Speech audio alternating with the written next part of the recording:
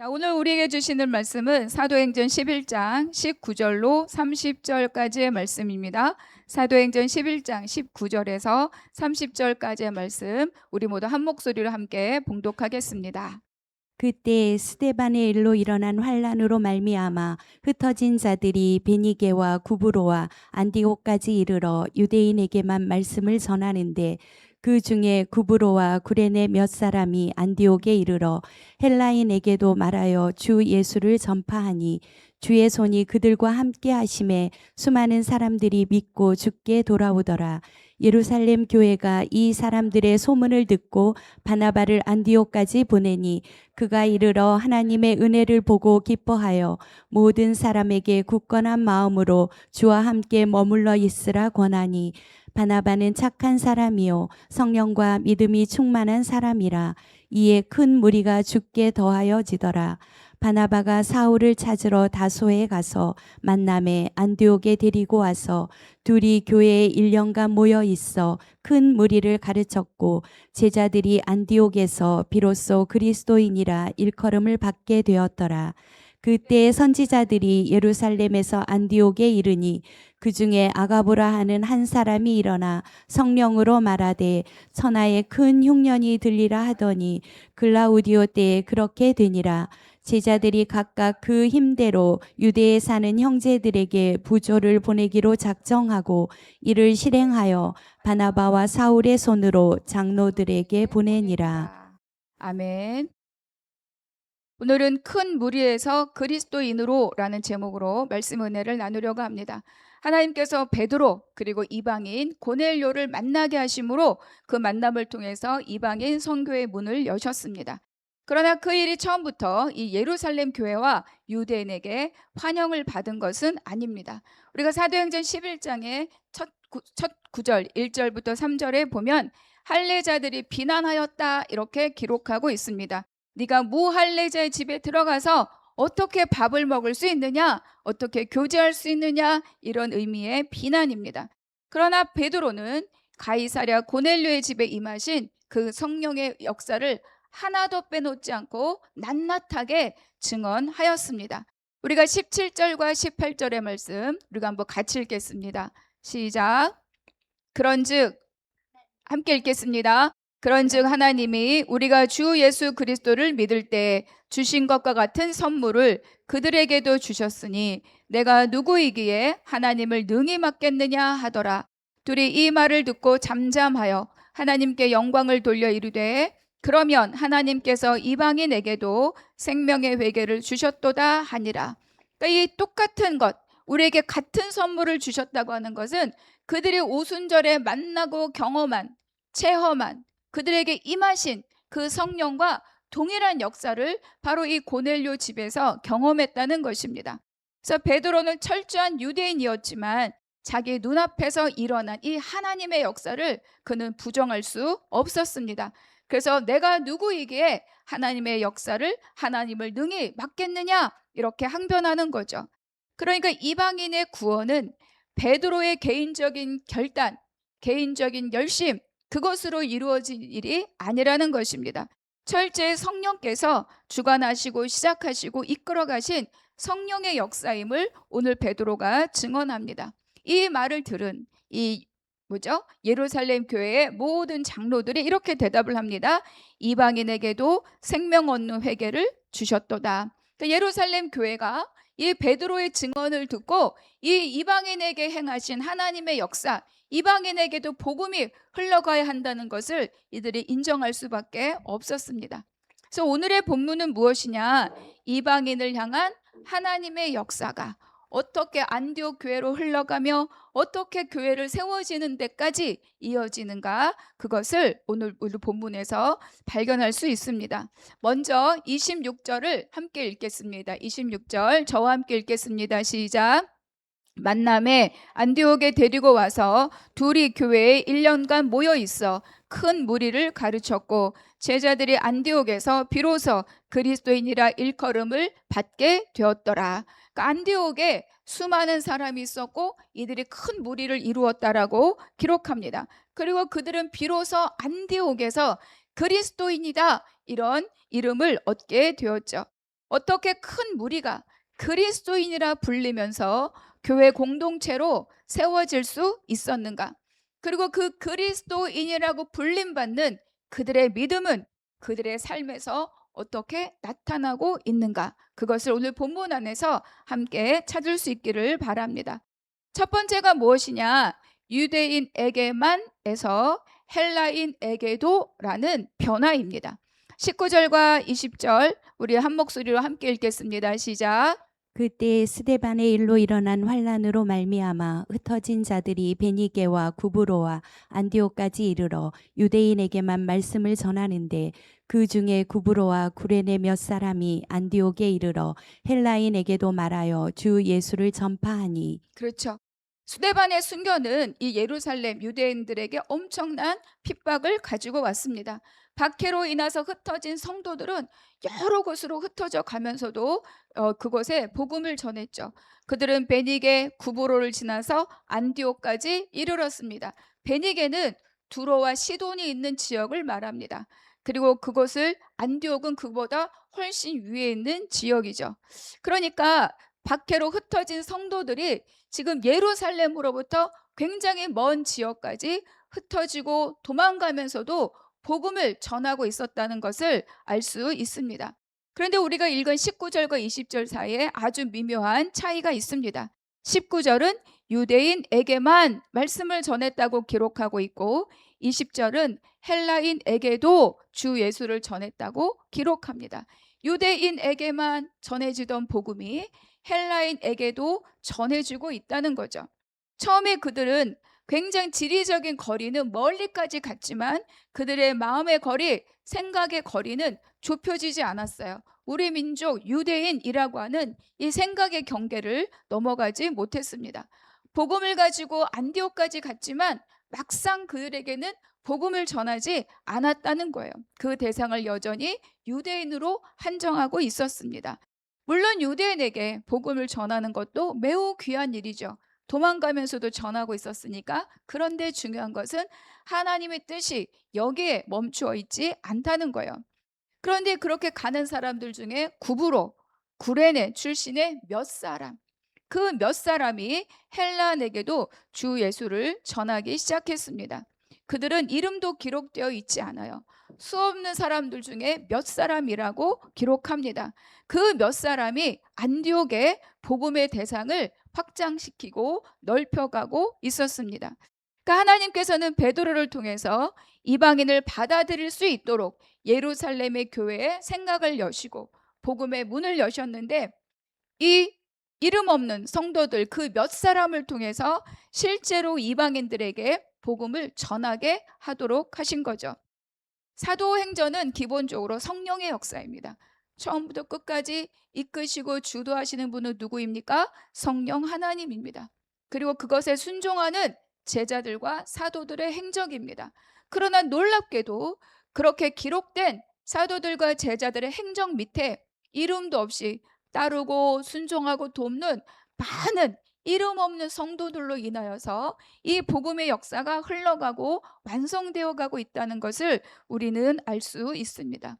유명하고 큰 일을 행한 자가 아니라 자기 삶에서 작게 보이지 않게 물 흐르듯이 한 모금 한 모금 물을 마시듯이 그렇게 따르고 순종하는 자들이 결국은 이 복음을 땅 끝까지 흘러가게 하고 그곳에 정착하게 만드는 굉장히 중요한 요소라고 우리에게 가르쳐 줍니다. 우리가 잠시 안디옥이 어디에 있는가 지난주 봤던 지도지만 한 번 더 보겠습니다. 제가 말씀드릴게. 네. 예루살렘 보이시죠? 사해 옆에. 그리고 아스오도, 여기 아스돗입니다. 요빠 베드로가 머물렀던 곳이고 그 위에 뭐가 있죠? 가이사랴 고넬료가 있던 동네입니다. 두로시돈, 여기가 베니게예요. 그리고 쭉 올라가면 뭐가 있죠? 안디옥이 있습니다. 그리고 이 안디옥 맞은편에 섬이 있어요. 그 섬의 이름이 무엇입니까? 구브로입니다. 바나바가 여기 출신이죠. 다소는 바로 사울, 바울의 고향이 다소입니다. 그리고 이 안디옥 앞에 지도에는 표시되어 있지 않지만 실루기아라고 하는 항구가 있어요. 그래서 나중에 바울이 이 복음 전도 여행을 갈 때마다 돌아올 때마다 이 항구를 통해서 움직이는 것을 사도행전에서 볼 수 있습니다. 자, 이 안디옥은요, 당시 로마 제국 안에서 로마, 알렉산드리아 다음으로 매우 큰 그런 도시입니다. 지금 이렇게 지도를 보면 전체 튀르키예가 안 보이지만 튀르키예 남부 지역에 있는 곳이 이 안디옥입니다. 그리고 그것은 해상교통, 육상교통이 굉장히 발달한 교통의 요지입니다. 그렇기 때문에 상업도 발달했고, 그래서 어떤 특징이 있을까요? 많은 사람들, 많은 민족들이 모여 사는 곳이 바로 이 안디옥입니다. 그래서 헬라인도, 로마인도, 유대인도, 아프리카인도 여러 민족의 사람들이 함께 살아가는 그야말로 국제도시가 바로 이 안디옥입니다. 이곳에, 이 국제도시에 그 몇 사람이 주 예수를 전하였다, 이렇게 기록하고 있습니다. 이어지는 21절의 말씀을 저와 함께 읽겠습니다. 21절 시작. 주의 손이 그들과 함께 하심에 수많은 사람들이 믿고 주께 돌아오더라. 이 안디옥이라고 하는 이 지역의 특성, 교통의 요지이며 다양한 민족들이 살며 국제도시이며, 그러니까 이런 것들이 복음을 전파하는 것에 유리한 여건이었을 것입니다. 다양한 사람들이 모여 있고 여러 지역으로 이동하기도 편리했기 때문입니다. 그런데 우리가 잘 생각할 것은 이런 지역적 또 구성원들의 특징이 복음을 온전하게 전하는 길이었다라고 말할 수 없습니다. 중요한 것은 무엇이냐? 주의 손이 그들과 함께 하심에입니다.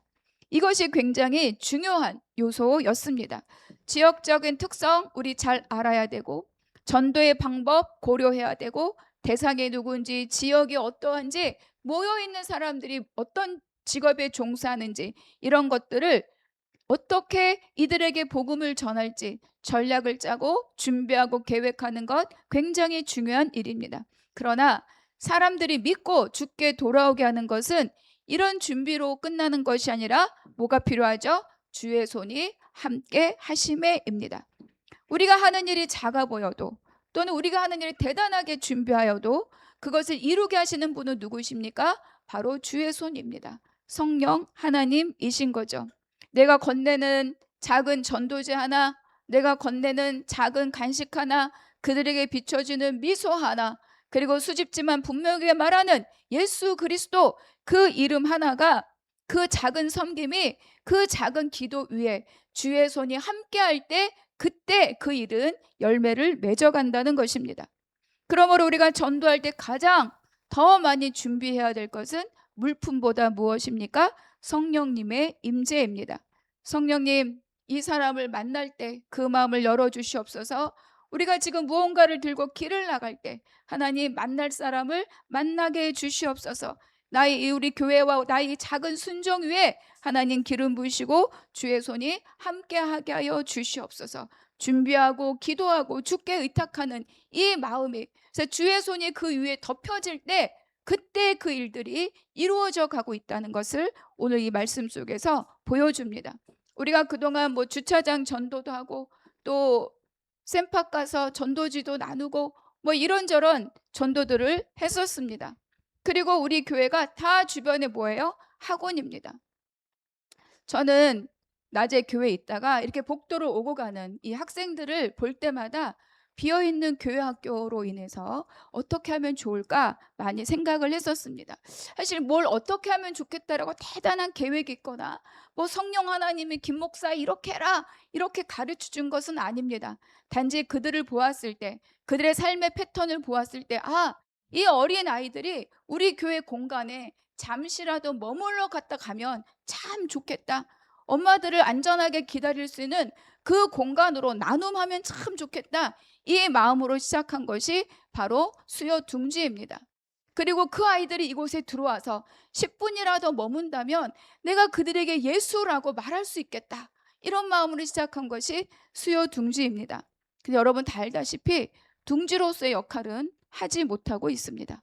아쉬운 대로 매주 정한 시간에 간식을 준비해서 나눠주고 있을 뿐입니다.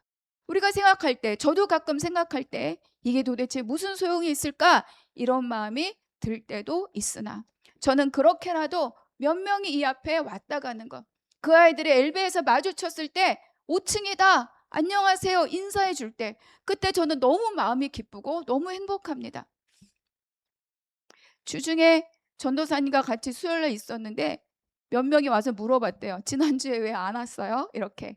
그러니까 그 아이들의 관심은 야쿠르트 하나, 과자 하나에 있을지도 모르지만, 그러나 그들이 이곳에 교회가 있고 이곳에 오면 무언가 있다라고 단 한 명이라도 단 두 명이라도 알고 찾아오는 아이들이 생겼음이 저는 너무 기쁘고 너무 감사합니다.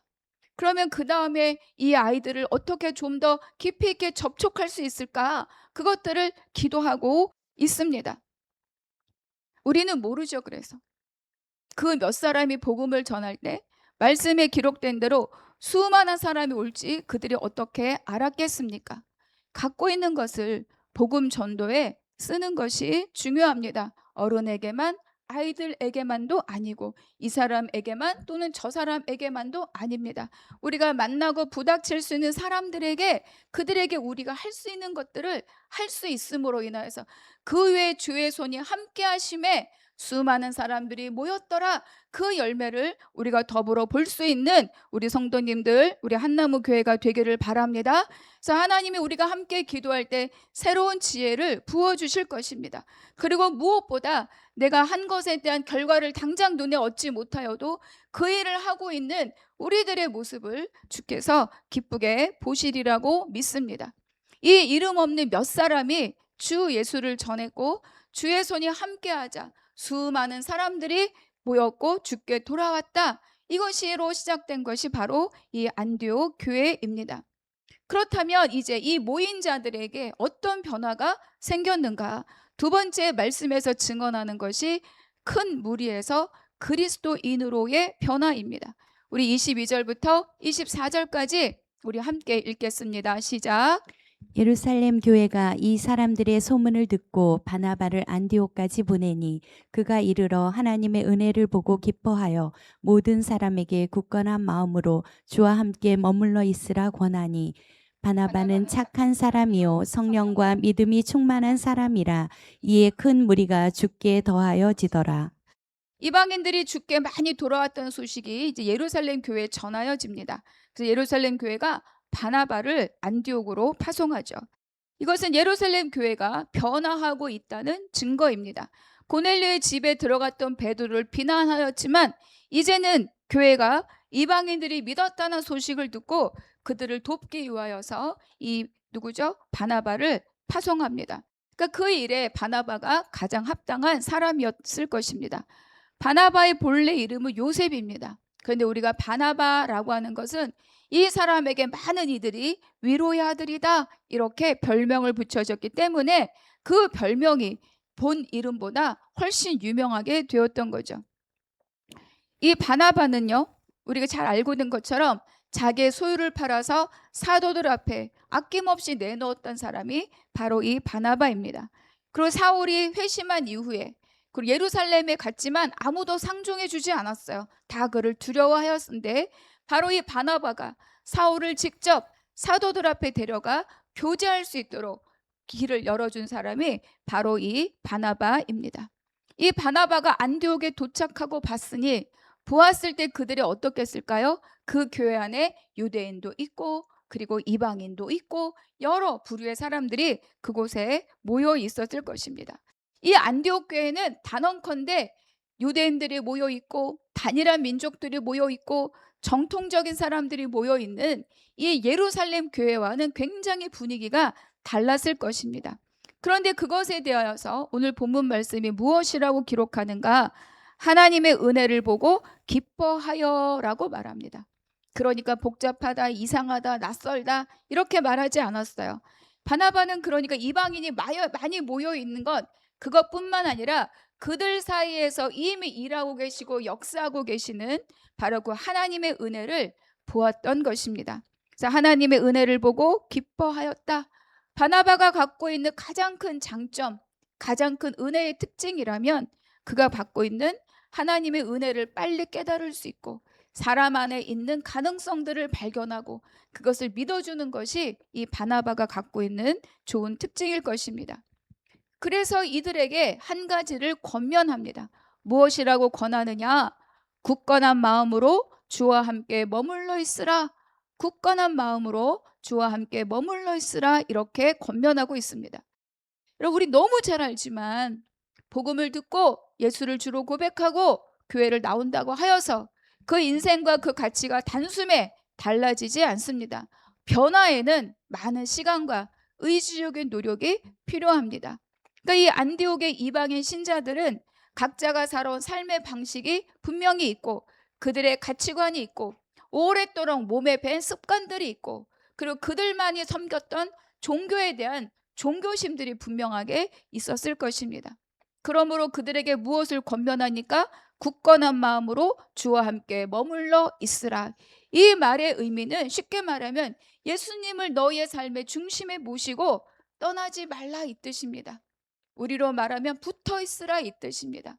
마음이 오늘 여기를 갈까 저기로 갈까, 여기 이런 줄 알았더니 그거 아닌가 보다, 저런 줄 알았더니 그거 아니다 보다, 이렇게 하지 말고 오직 예수님이 우리 모든 삶의 주인이심을 믿고 고백하고 붙어 있으라, 떠나지 말라, 이렇게 권면하는 거죠. 그러니까 교회에 나오는 것과 주 앞에 머물고 있는 것은 다른 일입니다. 우리는 마음 딴 데 두고도 교회에 올 수 있습니다. 말씀을 들으면서도 결정적인 순간에 내가 살아왔던 방식대로 그 일들을 결정할 수 있는 게 바로 우리들의 모습입니다. 그러니까 뭐라고요? 붙어 있으라는 거예요. 굳건한 마음으로 주 앞에 붙어 있으라. 말씀을 듣는 자리에 붙어 있으라. 예배하는 자리에 붙어 있으라. 그래서 옛 가치가 씻겨나가고 하나님의 새로운 가치가 자리 잡고 새겨지고 그것이 몸에 배일 때까지 붙어 있으라. 이렇게 지금 이 바나바가 이방인 교회 안디옥 교회에 권면하고 있습니다. 그럴 때 차츰차츰 생각도 바뀌고, 생각이 바뀌면 선택도 바뀌고, 선택이 바뀌면 삶의 방향도 달라집니다. 계속 변화하고 있는 거죠. 우리는 이 땅에서의 완성은 없습니다. 계속 주의 장성한 분량까지 자라고 성장하는 것이 우리의 몫입니다. 바로 이 바나바 사역으로 인해서 더 많은 사람이 주께 더하여져서, 그리고 무엇이라고 말씀합니까? 큰 무리를 이루었다, 이렇게 기록합니다. 이 큰 무리를 이루었을 때 이 바나바가 새로운 결정을 합니다. 우리 25절과 26절 함께 읽겠습니다. 시작. 바나바가 사울을 찾으러 다소에 가서 만남에 안디옥에 데리고 와서 둘이 교회에 1년간 모여 있어 큰 무리를 가르쳤고 제자들이 안디옥에서 비로소 그리스도인이라 일컬음을 받게 되었더라. 바나바가 어딜 갑니까? 사울을 찾으러 다소로 가요. 우리 지지난주 설교에 다소로 피하는 우리 사울에 대해서 함께 말씀을 나누었습니다. 사울은 예루살렘에서 정말 보름밖에 머물 수가 없었어요. 이제 사울이 우리 편이 아니라 변절자다. 그래서 이제 사울을 죽이려고 하는 무리들이 생겼죠. 그래서 제자들의 도움을 받아서 그리고 다소로 고향으로 피해가 있었습니다. 그래서 꽤 오랜 시간, 10년 정도라고도 봅니다. 오랜 시간 특별한 행적이 없이 잠시 외곽에 밀려나 있는 것 같은 그런 시간을 보냈습니다. 그렇다고 해서 하나님께서 사울을 잊은 것도 아니며 그에게 맡기신 택하신 그릇의 삶이 버려진 것도 아닙니다.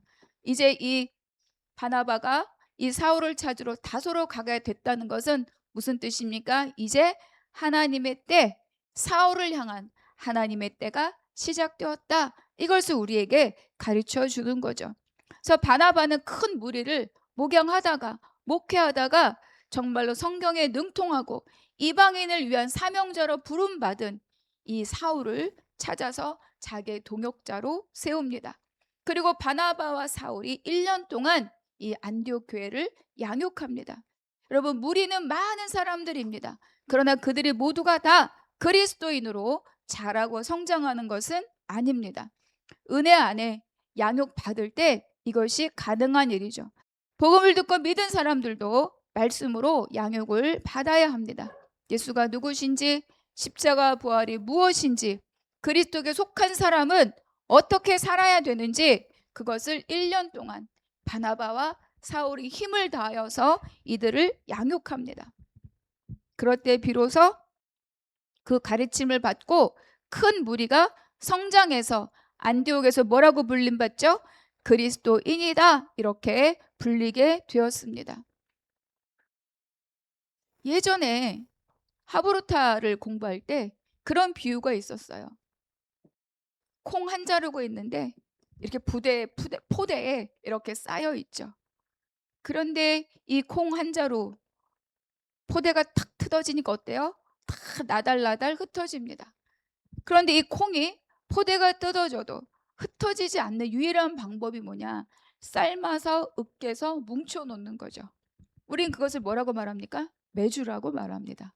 그러니까 그 과정, 가르치고 말씀으로 양육받고 내 자아를 씻어내고 다시 하나님의 은혜를 경험하고, 이 과정을 통하여서 단단하게 흩어지지 않는 단단한 주께 붙어있는 그리스도인을 만들어내는 거죠.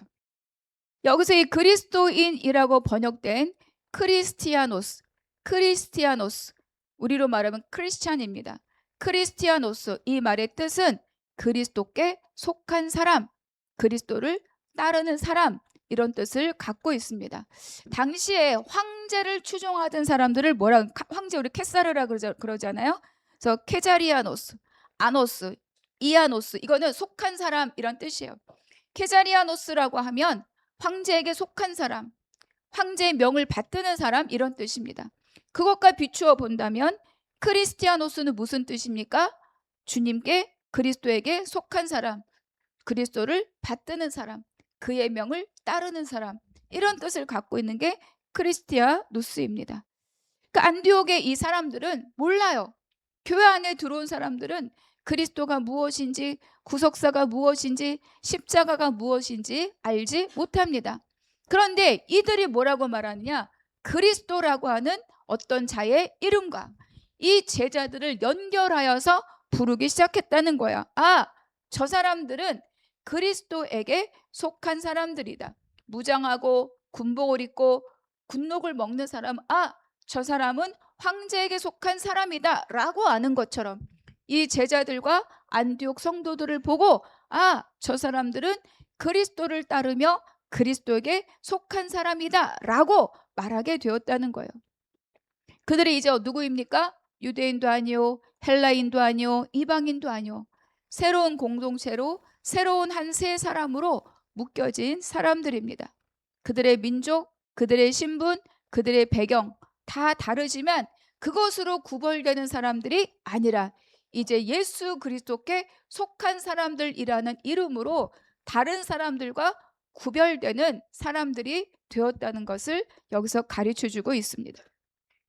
그래서 큰 무리라는 것은요, 숫자적 개념이죠. 많은 사람이 모였다, 10,000명이 모였다, 1,000명이 모였다. 우리 어디 광화문 집회 가면 경찰 추산 몇 명, 이런 말 하잖아요. 그게 큰 무리입니다. 그러나 그리스도인이라는 그 이름은 숫자가 아니라 그들의 정체성을 말해주는 거예요. 그가 무엇을 따르는 사람이냐, 그들이 어디에 속해 있는, 또 누구에게 속해 있는 사람들이냐, 그것이 바로 그리스도인이라는 이름인 거죠. 그러니까 큰 무리는 그들의 소속을 말하는 게 아니야, 집단을 말하는 거예요. 그런데 그리스도인이라고 하는 것은 그것이 1명이든 100명이든 1,000명이든 그들의 정체성을 말해주는 표현입니다. 자, 여러분, 교회에 사람이 많이 모이는 것은 굉장히 감사한 일이고 그렇습니다. 그러나 사람이 많이 모이는 것이 교회의 목적은 아닙니다.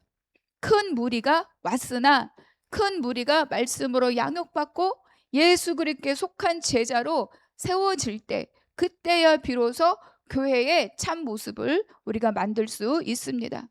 우리도 이제는 교회를 다니는 사람으로만, 교회에 속해 있는 사람으로만 멈추는 것이 아니라, 그렇죠? 그리스도께 속해 있는 사람으로 날마다 성장하는 우리가 되기를 바랍니다.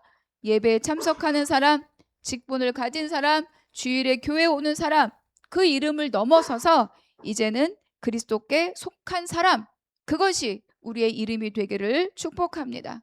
나는 어디에 속해 있는가라고 생각해 봅시다.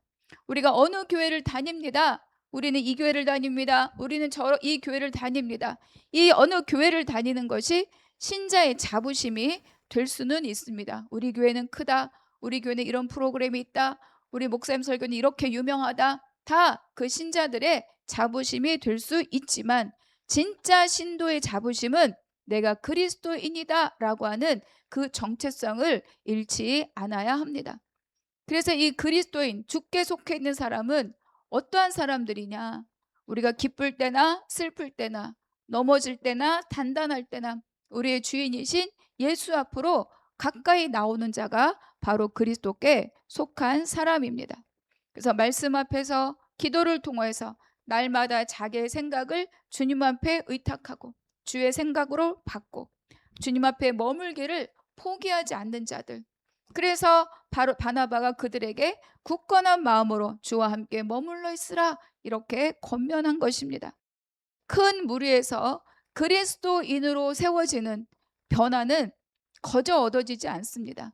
하루아침에 되는 것 아닙니다. 제가 새벽에도 어느 순간 잠깐 말씀을 나누었는데 매일입니다. 그래서 날마다 말씀을 배우고 주님과 함께 머물러 예수 그리스도께 속한 사람으로 점점 자라가는 거죠.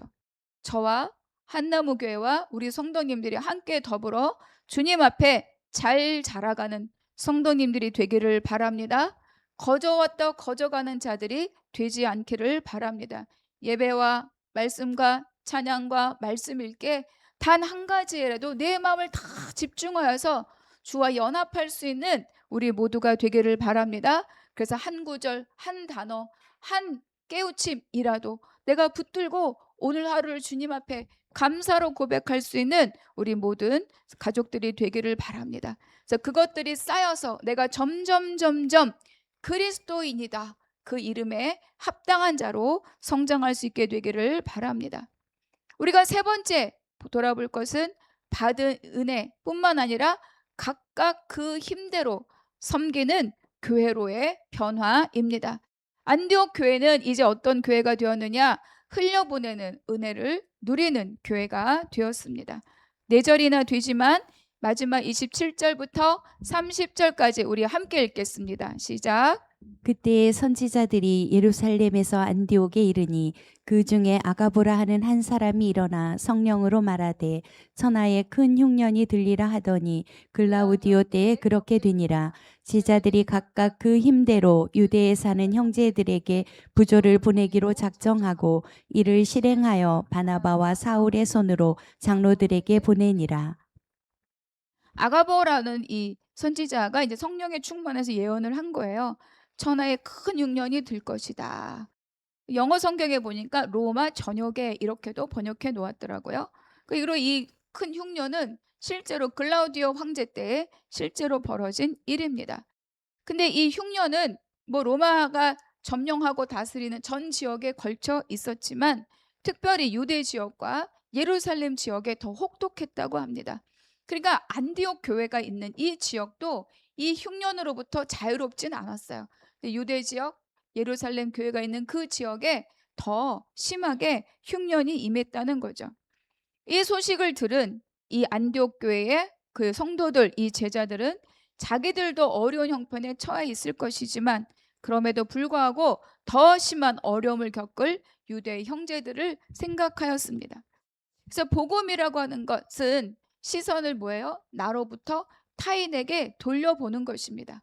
내가 가질 이득이 아니라 내가 베풀고 줄 수 있는 타인을 향한 시선이 바로 이 복음의 시선입니다. 받은 은혜가 마음속에 감사로만 끝나는 것이 아니라 다른 사람을 향한 나눔과 흘려보냄과 베품으로 이어지는 것이죠. 그래서 29절에 보니까 이러한 형편에 있어서 제자들이 각각 그 힘대로 보냈다 이렇게 기록합니다. 그러니까 예루살렘 교회에 우리로 말하면 구제 헌금, 뭐 위로 헌금, 긍휼 헌금 이런 거 보냈다는 거예요. 그런데 각각 그 힘대로 보냈다. 그러니까 뭐 정해진 금액 이런 걸 한 것이 아니라 자기의 힘이 닿는 대로 감당할 수 있는 만큼 이 일에 참여했다고 말합니다. 하나님께서는 우리에게 없는 것을 달라고 요구하시지 않습니다. 그리고 하나님은 없는 것이 없는 분이죠.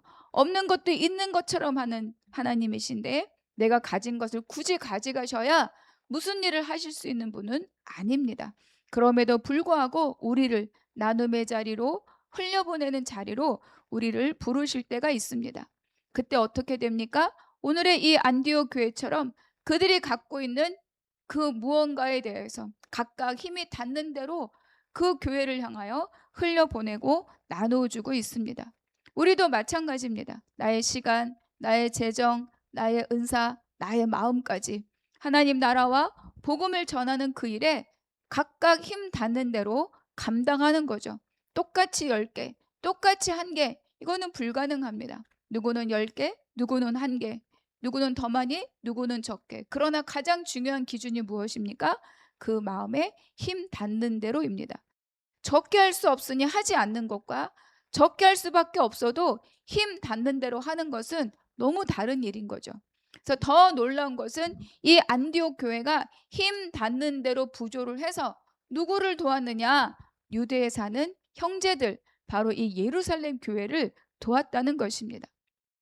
우리가 잠시 돌아보면 11장 앞에서 예루살렘 교회가 이 안디옥을 향하여 어떻게 반응했죠? 베드로가 이방인의 집에 들어간 것 때문에 그것을 비난했던 사람들입니다. 그러니까 이방인에게 복음이 전해지는 것을 달가워하지 않았던 사람들이에요. 그런데 이제 이방인 중심의 이 안디옥 교회가 유대 형제들을 돕고 있다는 거예요. 그리고 예루살렘 교회는 이 안디옥 교회의 도움을 받고 있다는 거죠. 우리가 지난주에는 나의 틀에서 하나님의 뜻으로 지난주에는 어떤 일이 있었습니까? 성령의 놀라운 역사를 통하여서 예루살렘 교회가 이방인 교회를 받아들이는 사건이 있었어요. 근데 오늘 이 흉년은 어떤 일을 만드느냐?